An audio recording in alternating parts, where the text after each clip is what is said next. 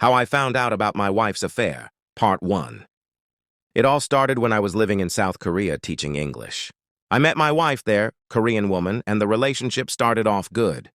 We had our fights but loved each other, or so I thought. After a few years of marriage, we decided to move to the USA. I was tired of teaching English as a profession, and she wanted to be a nurse in the US. She was an emergency room nurse in Korea.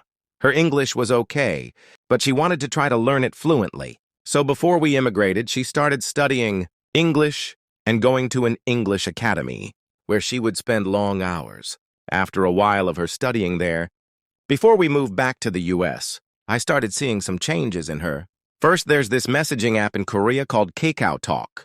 It's used almost ubiquitously over there. Think Facebook Messenger for Korea. In the past, she had always had a picture of us as her profile picture on the app. She made sure our picture was on mine as well.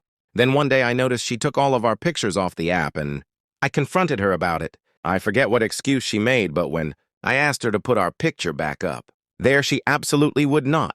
I think she made it seem like it wasn't a big deal and I was making too much out of it. I knew something had changed, and I noticed her attitude toward me was more confrontational and demeaning during this time. I still didn't suspect cheating, however. I should have. But she had always said she loved me so much and would never cheat on me. I guess I believed her. There were a few nights she didn't come home. Each time, of course, she made a believable excuse.